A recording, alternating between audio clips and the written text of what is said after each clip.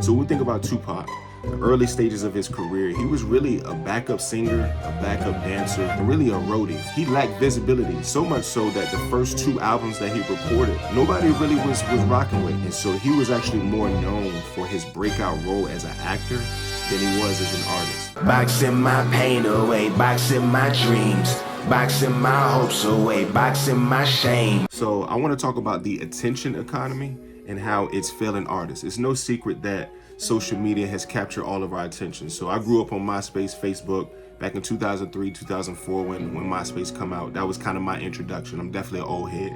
But when we just look further into like how we've grown to adopt and utilize social media, it's been rapid. So according to the Pew Research Center, back in 2005, only about 7% of the US population engaged in social media, right? And then when you fast track it to about 2025, 73% of people utilize social media. So that's 253 million people.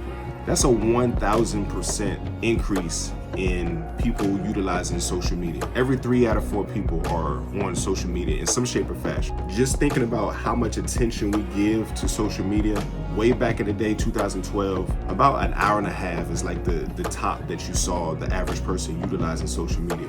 Today, the average person consumes 2 hours and 43 minutes on a daily basis on social media. So just in contrast, for those of us that have a 9 to 5, we go to work for about 8 hours a day. On average, we spend about 2 hours and 50 minutes, close to 3 hours doing productive work. So that means out of the 8 hours that you spend, only 3 of those hours are used doing some kind of productivity. So if you are an IT person and you're managing help desk requests and customer complaints, you're only doing that for about 3 hours. If you're a project management and consultant, you're only doing project management work for about 3 hours, just keeping it real. So in contrast, 2 hours and 43 minutes of our time each day is almost equivalent to how much we spend working our day job works in the average corporate environment. That's a lot. Where am I going with this? What's the whole point of this? Why are you talking to me about data and work? This all has to do with being a failing artist. I have embraced being a failing artist. I don't know if you have, but I've embraced being a failing artist. There's 3 types of failing artists that I want to talk about. One, you have what I call the quiet failure. I call this failure type A. A good example is Emily Dickinson, famous novelist, poet, and she had no lack of genius, right? So she was a superior writer. But for context, she wrote over 1,800 poems, right? Only 7 of her 1,800 poems were published. I don't even know what percentage that is, but just breaking that down, you write 1,800 poems and only 7 of them were published. And so for her, it was not that she failed because of a lack of effort, but the system just never caught up to her timing. Most of her stuff was posthumously. After she died, most of her stuff was published, right?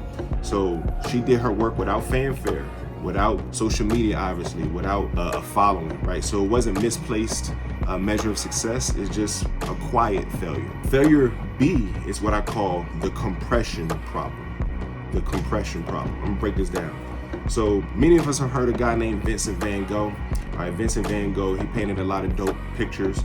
But what we don't know is that before folks even knew him, he was in behind the scenes for about 10 years painting self-portraits. So between 1880 to 1890, he painted 35 to 36 self-portraits.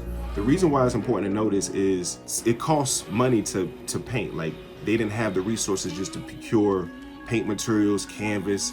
It took a lot of time and resources for somebody to have access to it and to actually paint, right? So that's one thing. But more importantly, he spent 10 years by himself, solo dolo, doing his work. And so I think it's important to think about the compression problem, where sometimes we want things ASAP, we want it immediate. His success really came the last 2 to 3 years of his life. So just kind of putting that in context, you spend 10 years in the trenches, just kind of recording your demo, honing your craft, trying to grow the skills and competencies. And it takes 10 years. But out of your whole life of working, trying to make a living, trying to survive, trying to dodge the plague, only the last 2 to 3 years of your life, you see some level of success. But even more so after you pass away is where people really know who you are. So shout outs to Van Gogh. The last failure is what I call the visibility trap. This is failure C, the visibility trap. So I'm gonna use my man Tupac for an example. So when we think about Tupac, the early stages of his career, he was really a backup singer, a backup dancer, and really a roadie for a group called Digital Underground. If you don't know about Digital Underground, think about the Humpty Dance. So get on YouTube and just Google the Humpty Dance and Digital Underground, and you'll see a guy with some glasses doing some frolicking. All right, Tupac was backing up those guys. So we think about him as a very prolific actor. His persona is very serious, kind of polarizing as well, but he was a backup dancer, right? He lacked visibility, so much so that the first 2 albums that he recorded, nobody really was rocking with. He recorded 2 albums, Tupacalypse Now in 91 and Strictly for My Niggas in 1993. And it was interesting because during that time, he actually had a breakout role playing a character called Bishop in a movie called Juice. And so he was actually more known for his breakout role as an actor than he was as an artist. He was introduced by his promoters when he was going on shows, doing his radio circuit. He was introduced as an actor so that folks can flock to his concerts. Think about that. Like, imagine you being a project manager and you're hired to be a project manager, but your boss introduces you as the IT guy because you did some IT projects. So you got to kind of prove your worth to do project management, but they introduce you as an IT person, right? So probably a poor example, but just think about that, right? So I just want to give this idea of the visibility trap as one form of failure that some of us as creatives, artists, maybe entrepreneurs, hobbyists, this could be a form of failure. So where's this going? What am I talking about? The question I want to ask is, what type of failure are you? It's crazy to ask the question of what kind of failure you are, but I really want us to lean into embracing failure. Like, through the eyes of industry and mainstream, whatever, it's okay to be a failure. It's also okay to have mainstream and industrial success.